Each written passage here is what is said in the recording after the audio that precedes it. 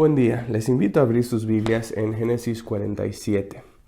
A lo largo de las últimas semanas hemos ido estudiando la historia de José y en el transcurso de este estudio no solo nos hemos encontrado cautivados por una fascinante narrativa histórica, sino que además de eso nos hemos encontrado alentados por un poderoso recordatorio de la asombrosa soberanía de Dios, que es capaz de darle la vuelta a una situación horrible y sacar de ella algo hermoso.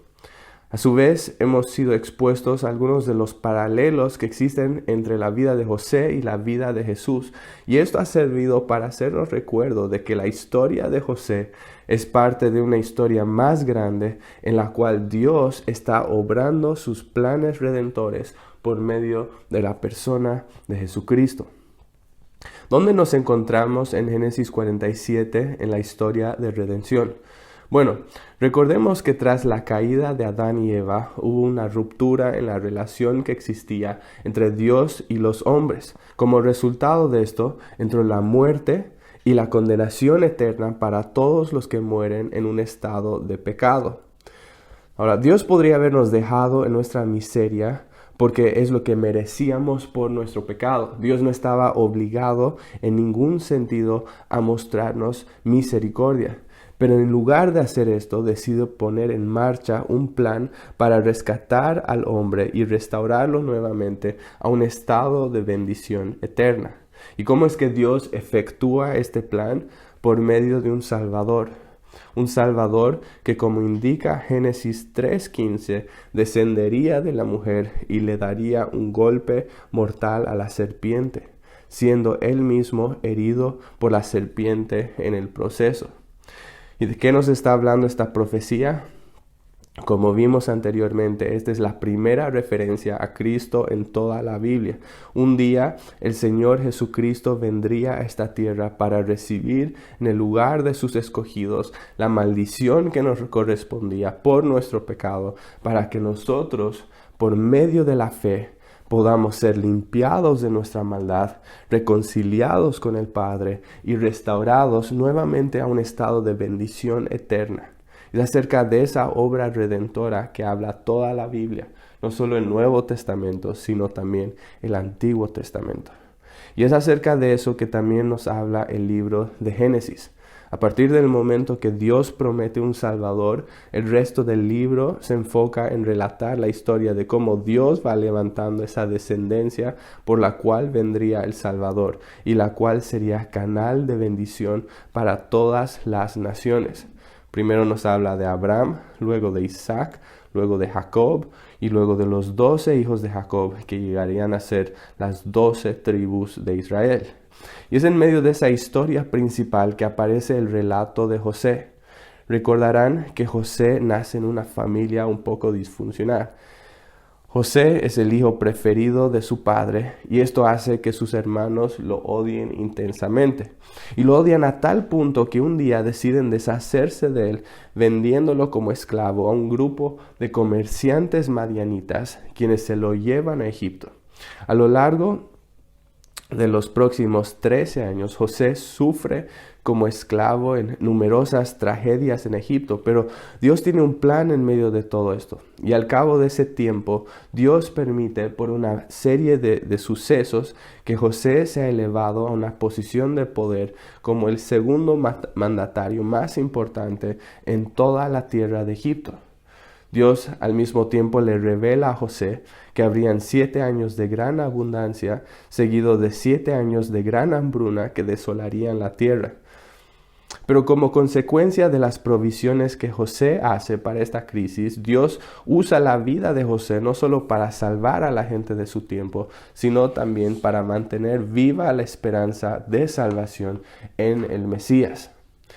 Justo cuando empiezan los 7 años de hambruna, José tiene un reencuentro con sus hermanos, esos hermanos que fueron causa de tanta miseria en su vida. Y sin embargo, en lugar de vengarse con ellos, como podría haber hecho, decide perdonarlos y los invita a ellos y a su padre a emigrar a la tierra de Egipto para que ahí puedan estar con José y para que ahí José pueda proveer por todas sus necesidades. Y es ahí donde retomamos la historia esta mañana. justo cuando Jacob y sus hijos ya se encuentran en la tierra de Egipto y se están acomodando en ese lugar. Por favor, acompáñenme en la lectura de este pasaje, Génesis 47, versículo 1. Vamos a leer, dice así: Entonces José vino e informó a Faraón: mi padre y mis hermanos, con sus ovejas, sus vacas y todo lo que tienen, han venido de la tierra de Canaán. Ahora ellos están en la tierra de Gosén. Y tomó 5 hombres de entre sus hermanos y los presentó delante de Faraón. Entonces Faraón dijo a sus hermanos: ¿cuál es su ocupación? Sus siervos son pastores de oveja, tanto nosotros como nuestros padres. Ellos respondieron a Faraón.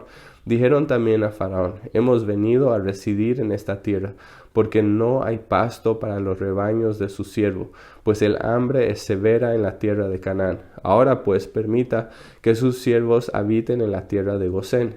Y Faraón dijo a José: tu padre y tus hermanos han venido a ti. La tierra de Egipto está a tu disposición. En lo mejor de la tierra haz habitar a tu padre y a tus hermanos, que habiten en la tierra de Gosén. Y si sabes que hay hombres capaces entre ellos, ponlos a cargo de mi ganado. José trajo a su padre Jacob y lo presentó a Faraón.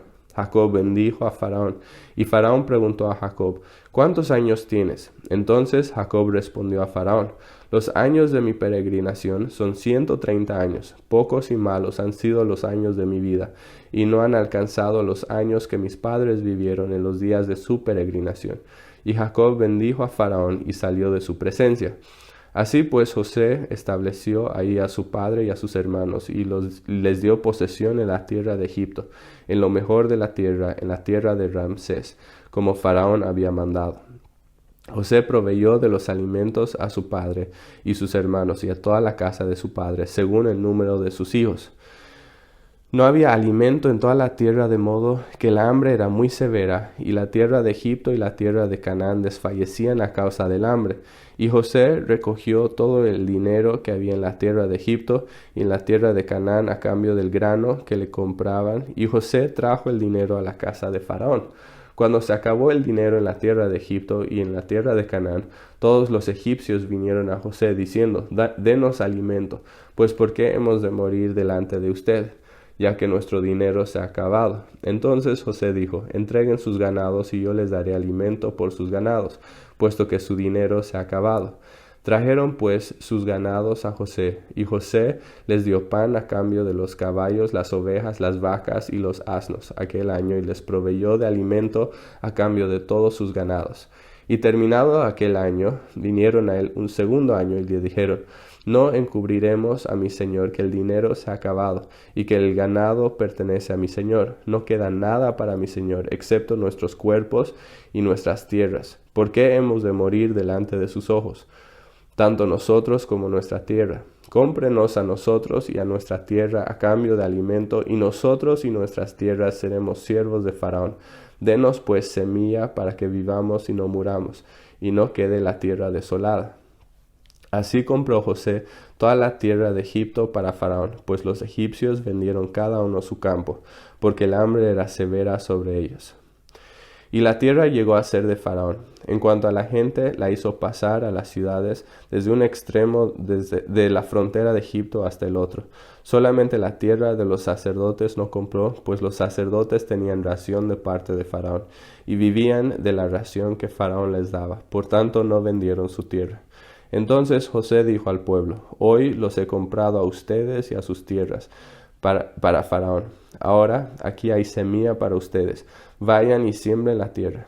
Al tiempo de la cosecha darán la 5ª parte a Faraón, y 4 partes serán de ustedes para sembrar la tierra y para el mantenimiento de ustedes, para los de sus casas y para alimento de sus pequeños. Y ellos dijeron: nos has salvado la vida. Hallemos gracia ante los ojos de Faraón mi señor, y seremos siervos de Faraón. Entonces José puso una ley respecto a la tierra de Egipto en vigor hasta hoy, que Faraón debía recibir la 5ª parte. Solo la tierra de los sacerdotes no llegó a ser de Faraón. Israel habitó en la tierra de Egipto, en Gosén. Ahí adquirieron propiedades y fueron fecundos y se multiplicaron en gran manera. Jacob vivió 17 años en la tierra de Egipto. Así que los días de Jacob, los años de su vida, fueron 147 años. Cuando a Israel se le acercó el tiempo de morir, llamó a su hijo José y le dijo: si he hallado gracia ante tus ojos, por favor, pon ahora tu mano debajo de mi muslo y trátame con misericordia y fidelidad. Por favor, no me sepultes en Egipto. Cuando duerma con mis padres, me llevarás de Egipto y me sepultarás en el sepulcro de ellos. Haré según tu palabra, le respondió José. Y Jacob dijo: júramelo. Y se lo juró. Entonces Israel se inclinó en adoración en la cabecera de la cama. Padre amado, te damos gracias por tu palabra esta mañana. Te damos gracias porque cuando tu palabra es leída y expuesta, tú mismo eres el que habla a nuestras vidas, y pedimos que esta mañana también nos hables directamente a cada uno de nosotros, y que las palabras de mi boca y que los pensamientos de nuestros corazones sean agradables a ti esta mañana. Todo esto oramos y pedimos en el nombre de Jesús. Amén. Vivimos en un mundo donde muchas personas han tenido que emigrar de sus tierras nativas por una compleja mezcla de factores. Para darles un ejemplo, en el año 2011, 1,5 millones de sudaneses tuvieron que escapar de sus hogares por la guerra civil que estalló en su país. Por otro lado, a lo largo de los últimos 11 años, 6,7 millones de sirios tuvieron que escapar de su país como refugiados por los conflictos que estallaban a su alrededor. Si queremos pensar en un ejemplo más actual o más reciente, en los últimos 7 meses, 7,4 millones de ucranianos tuvieron que emigrar de su nación por la invasión que se está llevando a cabo en este mismo momento. Y hay muchos otros ejemplos de migraciones masivas alrededor del mundo que se están llevando a cabo, algunos de ellos muy cercanos a nosotros. Vivimos en un mundo donde el desplazamiento de personas es cada vez más común. Y cuando una persona sale de su país bajo este tipo de circunstancias, puede ser sumamente difícil, no solo porque tiene que adaptarse a la vida en una nueva cultura, sino que además de eso tiene que lidiar con una serie de otros factores, con esa preocupación por los amigos y familiares que han quedado atrás. Tiene que luchar con el estrés de no tener un lugar de vivir ni un medio para poder sostenerse. Tiene que batallar con la confusión de no entender cómo las cosas funcionan en el país que les recibe. Y tienen que combatir con una variedad de otros factores que hacen que la vida sea muy difícil. Entonces puede ser muy complicado para una persona tener que ir a otro país bajo este tipo de circunstancias. Y si bien no todas estas luchas se aplicaban directamente a la familia de Jacob, podemos tener por seguro que no habrá sido fácil para la familia trasladarse de la tierra de Canaán a la tierra de Egipto. Habían muchas cosas a las cuales tendrían que adaptarse. Sin embargo, en medio de ello podían confiar en que el mismo Dios que les había traído a este lugar era también el Dios que les sostendría en todo momento. Esta mañana vamos a mirar nuestro pasaje en 3 principales escenas. En la primera escena ocupa los primeros 12 versículos del capítulo y describe la manera en la que Israel se establece en una tierra extranjera, la tierra de Gosén en la nación de Egipto. José se presenta delante de Faraón con 5 de sus hermanos, y después de explicar que son pastores de ovejas, los hermanos piden que Faraón les permita establecerse en la tierra de Gosén. Ahora, ¿recuerdan por qué era tan importante que la familia de José se establezca en la tierra de Gosén? Era porque además de ser un lugar sumamente fértil y adecuado para el pastoreo de ovejas, era un lugar estratégico para que Israel pueda conservar y mantener su identidad como nación. Como vimos hace algunas semanas, Gosén se encontraba lo suficientemente cerca de José como para que José pueda cuidar de ellos, pero al mismo tiempo se encontraba lo suficientemente lejos de la sociedad egipcia para que los israelitas no sean completamente absorbidos por su cultura. Y de esta manera, al encontrarse ahí, Israel lograría conservar cierto grado de distinción étnica y cultural. Por eso, Gosén era un lugar tan ideal para ellos. Al escuchar la petición de los hermanos, Faraón accede por el cariño que le tiene a José a darles lo que piden. En el versículo 6 le dice a José: la tierra de Egipto está a tu disposición. En lo mejor de la tierra haz habitar a tu padre y a tus hermanos, que habiten en la tierra de Gosén. Y si sabes que hay hombres capaces entre ellos, ponlos a cargo de mi ganado.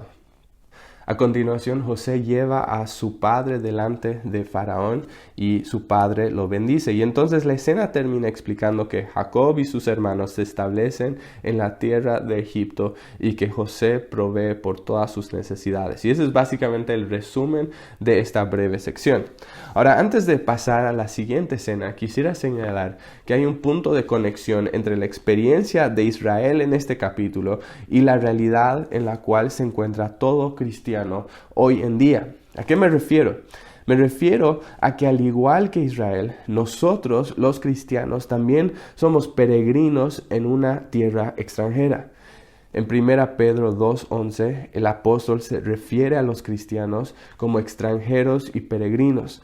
En Hebreos 13:14 se explica que no tenemos aquí una ciudad permanente, sino que buscamos la que está por venir. Y en Filipenses 3:20 se nos dice que nuestra ciudadanía está en los cielos, de donde también ansiosamente esperamos a un Salvador. Lo que todos estos pasajes nos muestran es que este mundo no es nuestro hogar. Nuestra ciudadanía es en otro reino y solamente nos encontramos aquí de pasada. Eso nos lleva a una segunda escena en este pasaje que incluye los versículos 13 al 27 y que nos muestra que al igual que Israel, Dios nos ha traído a esta tierra con un propósito. En el caso de Israel, ¿cuál era el propósito de Dios en llevarlos a la tierra de Egipto? Bueno, por un lado estaba el propósito de preservar a su pueblo con vida. El versículo 13 empieza explicando que no había alimento en toda la tierra, de modo que el hambre era muy severa y la tierra de Egipto y la tierra de Canaán desfallecían a causa del hambre. La situación que se vivía en ese momento era severa y tenía el potencial de acabar con la vida de Israel por completo. Sin embargo, gracias a lo que Dios hizo en la vida de José, hubo una provisión para el pueblo de Israel para que no mueran a causa de la crisis alimentaria. Pero lo que es impresionante en este pasaje es ver el cuidado de Dios por su pueblo. Su cuidado es tal que no solo evitó que mueran de hambre, sino que incluso los llevó a que puedan crecer y prosperar. Si se fijan en el versículo 27, dice que Israel habitó en la tierra de Egipto, en Gosén, que ahí adquirieron propiedades y fueron fecundos y se multiplicaron en gran manera. Por tanto, uno de los propósitos por los cuales Dios llevó a Israel a Egipto era para preservar con vida a su pueblo. Pero hay un segundo propósito por el cual Dios llevó a Israel a Egipto, y era para que Israel también sea un canal de bendición para otras naciones. Para que Israel sea un canal de bendición para otras naciones. Como vimos hace un momento, la hambruna avanzaba y la tierra se debilitaba y languidecía. Sin embargo, la gente de ese tiempo sobrevivió porque José proveyó también para ellos. Los versículos 13 al 26 describen 3 etapas de la hambruna. En la primera etapa, los egipcios compran el grano de José con dinero. Una vez que se les acaba el dinero, los egipcios pasan a una segunda fase donde intercambian o hipotecan su ganado por un nuevo suministro de grano. Finalmente, una vez que no hay más grano, los egipcios pasan a una tercera fase donde entregan sus mismas tierras y se ofrecen a sí mismos como esclavos a fin de poder comprar más grano. De esta manera, al finalizar la hambruna, todas las personas y las posesiones de Egipto, a excepción de los sacerdotes que reciben un salario, pertenecen en esencia al Estado. Y parece algo sumamente fuerte. Sin embargo, José maneja esta situación con mucha misericordia, porque en lugar de tratar a las personas como objetos para usar y abusar, como hicieron muchos gobernantes a lo largo de la historia, en lugar de quitarles por completo sus tierras y dejarlos en un estado de completa miseria y destitución, José les trata con mucho amor y consideración. Y en esencia los convierte en arrendatarios de las tierras reales, cuya única responsabilidad es pagar la quinta parte de su producción futura como una especie de impuesto para el gobierno. Y con esta medida las personas pueden esencialmente continuar con sus vidas normales aún después de esta crisis nacional. Están tan agradecidos en Egipto por lo que José ha hecho que en el versículo 25 dicen: nos has salvado la vida. Por tanto, lo que podemos ver es que Dios lleva a Israel a esta tierra lejana con un doble propósito. Por un lado, los lleva ahí por su propio bienestar, pero además de eso los lleva ahí para poder ser canal de bendición para otras personas. La presencia de José y de su familia en Egipto había sido de bendición en gran manera para los egipcios. Y cuando pensamos en nuestras propias vidas, podemos observar que Dios también nos ha traído a la tierra lejana que es este mundo con un doble propósito muy similar. En primer lugar, Dios nos ha traído a esta tierra porque hay algo que Dios quiere hacer en nosotros. Dios quiere perfeccionar su obra en nuestras vidas. Alguien una vez me preguntó, ¿por qué Dios no nos lleva inmediatamente a su presencia una vez que somos salvos? En otra ocasión alguien me preguntaba, ¿por qué Dios no simplemente nos creó sin la opción de pecar y nos llevó de inmediato a su morada celestial? Son preguntas complejas y al responderlas debemos tener mucho cuidado con tratar de meternos en la mente de Dios o con hacer afirmaciones que la Biblia misma no hace. Sin embargo, algo que pienso que podemos afirmar con bastante seguridad, porque la Biblia misma lo afirma, es que las dificultades y los desafíos que experimentamos en esta vida son justamente instrumentos que Dios usa para perfeccionar nuestro carácter y para prepararnos para la eternidad. ¿Alguna vez te pusiste a pensar cuáles fueron los momentos de tu vida en los que experimentaste mayor crecimiento en tu vida? Me imagino que tus etapas de mayor crecimiento no fueron cuando todo estaba bien, sino cuando atravesabas las peores dificultades. Y una de las realidades de la vida cristiana es que Dios usa las pruebas que experimentamos en esta tierra extranjera como instrumentos para producir el tipo de cambios que son necesarios y que no hubieran ocurrido si no hubiéramos pasado algún tiempo en este lugar. Continuando esa misma idea, es interesante notar que los problemas y los desafíos de esta vida nos permiten valorar y apreciar las glorias del Evangelio y de la vida eterna en una manera que no lo hubiéramos hecho si no hubiéramos experimentado el quebranto y el dolor de un mundo caído. Por ejemplo, ponte a pensar, ¿realmente valorarías el inmenso amor que Cristo mostró por ti al salvarte si no hubieras conocido la terrible perversidad de tu corazón? O por otro lado, ¿realmente hubieras estado agradecido a Dios por salvarte si no te hubiera permitido tener un vistazo de lo que te esperaba si te dejaba a tu propia suerte? ¿Hubieras estado agradecido por el gozo que su presencia trae si no hubieras tenido la oportunidad de experimentar lo que es estar triste? ¿Hubieras estado agradecido por la paz que viene de saber que en sus manos todo está bajo control si no hubieras tenido la oportunidad de entender lo que significa estar angustiado?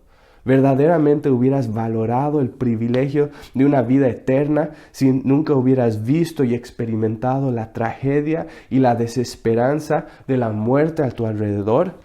Creo que la respuesta a estas preguntas es bastante obvia.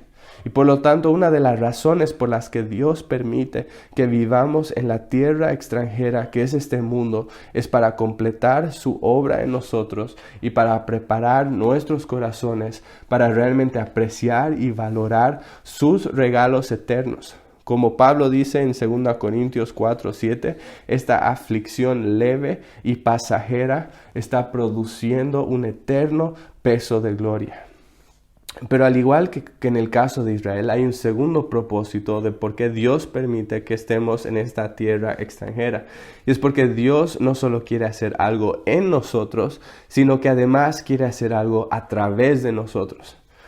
Así como la presencia de José y su familia fue una bendición para los habitantes de Egipto, Dios quiere que nuestra presencia en este mundo sea un canal de bendición para la gente que Dios pone en nuestro camino. quiere que reflejemos a Cristo en cada encuentro y en cada conversación. Jesús dijo en Mateo 5, ustedes son la sal de la tierra, pero si la sal se ha vuelto insípida, ¿con qué se hará salada otra vez? Ya no sirve para nada, sino para ser echada fuera y pisoteada por los hombres. Ustedes son la luz del mundo. Una ciudad situada sobre un monte no se puede ocultar, ni se enciende una lámpara y se pone debajo de una vasija, sino sobre el candelero, y alumbra a todos los que están en la casa.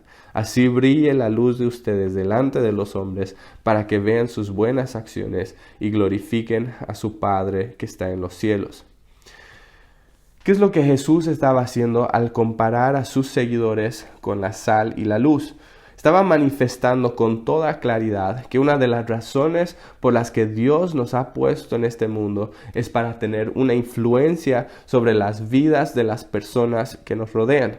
Así como la sal le da sabor a la comida insípida y refrena la putrefacción, y así como la luz rompe las tinieblas y alumbra el camino en un lugar oscuro, nosotros, los cristianos, somos llamados a ejercer una influencia transformadora en un mundo que se pierde en tinieblas, que se pudre en pecado y que carece de cualquier propósito y sabor porque no está viviendo para la gloria de Dios.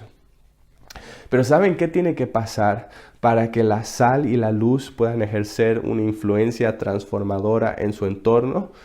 Alguien una vez notó que para que la sal y la luz puedan ejercer su influencia transformadora en su entorno, hay dos condiciones que deben cumplirse. La primera es que deben estar en contacto con el objeto que buscan influenciar. Y la segunda es que deben preservar sus cualidades distintivas. Para empezar, deben estar en contacto con el objeto que buscan influenciar. Si la sal nunca sale del salero, nunca logrará transmitirles su sabor a la carne. Y si la luz no es encendida en las tinieblas, nunca tendrá la oportunidad de alumbrar el camino. Para que la sal y la luz cumplan su función, deben estar en contacto con aquello que fueron diseñados para influenciar. Y de la misma forma, el cristiano no puede ejercer su influencia transformadora sobre el mundo si se retrae del mundo y vive en una especie de monasticismo moderno donde corta toda relación con otras personas y donde su único contacto es con otros cristianos dentro de la misma iglesia. Pero eso lleva a la segunda condición que se debe cumplir para que la sal y la luz puedan ejercer su influencia transformadora en su entorno. Y es que deben mantener sus cualidades distintivas. Si la sal deja de ser salada o la luz deja de ser brillosa, no influenciarán para nada su entorno por más que estén en contacto con él. Y esto es algo que debemos tener muy en cuenta. En nuestro esfuerzo por estar en contacto con el mundo para poder alcanzarlos con el Evangelio, siempre existe el peligro que en lugar de que nosotros los estemos influenciando a ellos, que en realidad ellos nos estén influenciando a nosotros. Algo que debemos entender es que si perdemos nuestra cualidad distintiva, si perdemos nuestro sabor o dejamos de alumbrar, no seremos de ayuda para nadie. Si queremos ser canal de bendición para otros, debemos mantenernos firmes en lo que nos distingue. Debemos estar proclamando el Evangelio con coraje y debemos estar corriendo con seriedad detrás de la santidad. Por tanto, al igual que Israel, Dios nos trae a esta tierra extranjera con un doble propósito. Hay algo que Dios quiere hacer en nosotros y hay algo que Dios quiere hacer a través de nosotros. Ambos componentes son muy importantes. Quisiera que podamos pasar brevemente a la tercera escena de Génesis 47. Si bien no fue fácil para los israelitas trasladarse a Egipto, vemos que en esa tierra de sus peregrinaciones en realidad les fue muy bien, por lo menos al principio. El versículo 27 nos dice que Israel habitó en la tierra de Egipto, en Gosén. Ahí adquirieron propiedades y fueron fecundos y se multiplicaron en gran manera. Ahora, al irles tan bien en la tierra de Egipto, ¿cuál podría ser una tentación para los israelitas? Bueno, una de las tentaciones es que los israelitas podrían empezar a sentirse cómodos en la tierra de su peregrinación. Podrían olvidarse de por qué Dios los había llevado ahí y podían empezar a ver esta tierra extranjera como su hogar. Y ese puede ser también un peligro para nosotros. Nosotros también podemos empezar a ver esta tierra como nuestro hogar. Y por lo tanto, en la última parte de este pasaje, Jacob le transmite un mensaje a su descendencia que era muy importante para Israel, pero que también es muy importante para nosotros. Jacob les hace recuerdo de cuál es su verdadero hogar. En el versículo 29, cuando Israel ya estaba a punto de morir, llamó a su hijo José y le dijo: si he hallado gracia ante tus ojos, por favor, pon ahora tu mano debajo de mi muslo y trátame con misericordia y fidelidad. Por favor, no me sepultes en Egipto. Cuando duerma con mis padres me llevarás de Egipto y me sepultarás en el sepulcro con ellos. Haré según tu palabra, le respondió José. Y Jacob dijo: júramelo, y se lo juró. Entonces Israel se inclinó en adoración en la cabecera de la cama. ¿Por qué Jacob le dio estas instrucciones tan aparentemente extrañas a José? Era porque tenía en claro que Egipto no era su hogar y porque quería que José también lo sepa y que también lo sepan y lo recuerden sus otros hijos. La tierra que Dios había dado al pueblo de Israel por posesión era la tierra de Canaán. Y es por eso que cuando Sara murió, Abraham la sepultó en una cueva que había comprado en la tierra de Canaán. Es por eso que cuando Abraham e Isaac murieron, fueron sepultados en esa misma cueva. Y por eso que Jacob pide ser sepultado junto a ellos. Porque esa sepultura era el primer fruto de la tierra que Dios les daría por posesión. Y era una muestra de su confianza en el hecho de que Dios cumpliría sus promesas. Jacob quería que sus hijos los sepulten en Canaán para que tengan un recordatorio visual de que Egipto no era su hogar, para que no se apeguen demasiado a esa tierra y para que esperen con expectativa el día en el que Dios los sacaría de ahí. Y este es un recordatorio que también le vendría bien tener en mente a cada cristiano hoy en día. En el curso de nuestras vidas, es muy fácil perder el enfoque y empezar a pensar y actuar como si este mundo pasajero fuera nuestro hogar. Incluso podemos llegar a estar tan aferrados a este mundo que si nos dieran la opción de escoger, preferiríamos permanecer por siempre en esta tierra en lugar de ser trasladados a nuestra morada celestial. ¿Qué es lo que ha pasado cuando un cristiano empieza a pensar así? Es que ha perdido su enfoque. Hemos llegado a ver y amar la tierra de nuestro peregrinaje como si fuera nuestra morada permanente. No cometamos ese error. Dios nos ha traído a esta tierra con el propósito de hacer algo en nosotros y a través de nosotros. Pero no lleguemos a pensar en ningún momento que este es nuestro punto de parada. Mantengamos los ojos puestos en nuestro verdadero hogar. John Piper escribe: los redimidos tienen todo su bien objetivo en Dios. Dios mismo es el gran bien que los creyentes poseen y que disfrutan al ser redimidos. Él es el bien supremo y la suma de todo el bien que Cristo compró. Dios es la herencia de los santos. Él es la porción de sus almas. Dios es su riqueza y tesoro, su alimento, su vida, su morada, su adorno y diadema, su gloria y honra eterna. Los cristianos no tienen a nadie en el cielo sino a Dios. Él es el gran bien al que los redimidos son recibidos en la muerte y al que resucitarán en el fin del mundo. ¿Y sabes qué hará que el cielo será un lugar tan hermoso y tan precioso? Lo que hará que el cielo sea tan bueno es justamente que Dios estará ahí. Y por tanto no caigamos en el error de ver este mundo como nuestro hogar. Mantengamos los ojos puestos en aquel día que volveremos nuevamente a casa. Vamos a terminar orando. Padre amado, te damos gracias por tu palabra. Padre, te damos gracias que nos has traído a este mundo con un propósito y que hay algo muy importante que quieres hacer en nuestras vidas y a través de nuestras vidas como resultado de nuestro tiempo aquí. Y Padre, sabemos que en medio de nuestras vidas, en medio de la rutina del día a día, es muy fácil perder el enfoque, Padre, y pedimos que nos ayudes, Padre, por tu gracia, a mantener nuestros ojos en la eternidad, que podamos vivir con perspectiva, Señor, y que no caigamos en el error de pensar que este mundo es nuestro hogar, que sepamos que nos dirigimos hacia nuestra morada celestial, que anhelemos ese día y que en medio de esta espera, Señor, que también vivamos nuestras vidas para tu gloria y para tu honra, Padre. Y también quiero orar si hay alguien esta mañana que quizás no te ama, que no te ha conocido, que no ha encontrado su vida en ti, Señor, y que no tienes esperanza de salvación, Señor, que hoy pueda ser el día de salvación también para esa persona. Gracias, Padre, por tu presencia y oramos todo esto en el nombre de Jesús. Amén.